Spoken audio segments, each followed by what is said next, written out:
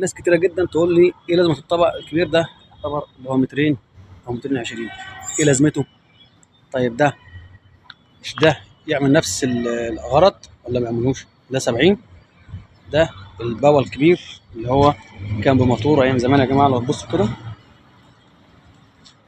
طبعا ده الموتور ده حكايه بالسلك بتاعه اهو، السلك بتاعه ده بيبقى فيه بوزيشن تحت بالريموت، تقلب على الاماره انت مخزنها عندك، يلف معاك شمال ويمين، مفيش اي مشكله فيه، براحته خالص. هيجيب لك الاقمار حاجه الله اكبر، اشاره قويه طبعا. وفي هنا كمان حاجه عايز اوريها لكم، الفوجي وما ادراك ما الفوجي، كنت اتكلمت عنها قبل كده.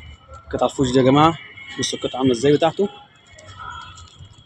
قطع الفوجي يا جماعه دي رسمتها اهي، بصوا عامله ازاي، بصوا القطع الفوجي يا جماعه عامله ازاي، حاجه كده جباره.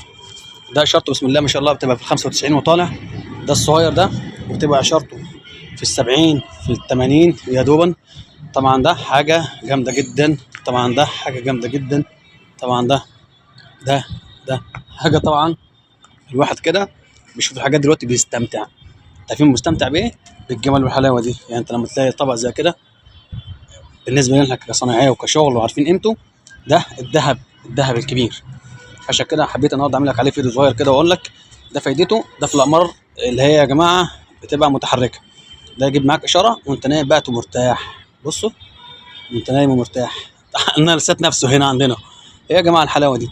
طبعا ده بيبقى اشارته زي ما قلت لك في ال90 وطالع، الصغير ده بتبقى الاشاره بتاعته في ال70 75 لو كتر خالص. ده بيبقى قمر واحد اللي هو الصغير ده يا دوب ده رسات، ومعاه قاموس ممكن اخره. لكن ده لو هتركب عليه 5 6 اقمار مفيش اي مشكله فيه، زي اللي راكب معانا هنا ده كده مفيش اي مشكله فيه. طبعا حبيت النهارده اقول لك بس توضيح بالنسبه للطباعه الكبيره دي، عشان في ناس تقول لك ايه هي دلوقتي بقى لها لازمه. هي دلوقتي ليها لازمه ونص دلوقتي عند الناس اللي هي تعرف قيمتها. ما تعرفش قيمتها هتقول لك لا بيرمي لي بتاع البيكيا بحوالي 100 جنيه ولا 200 جنيه. البانر ده لوحده يا جماعه، ده لوحده كده ممكن يخش في 600 500 جنيه والله. ده أنا النهارده بس بقول لك على حاجه كده جت قدامي وانا بعمل شغل، قلت لازم اعرفها لكم. وصلى على النبي.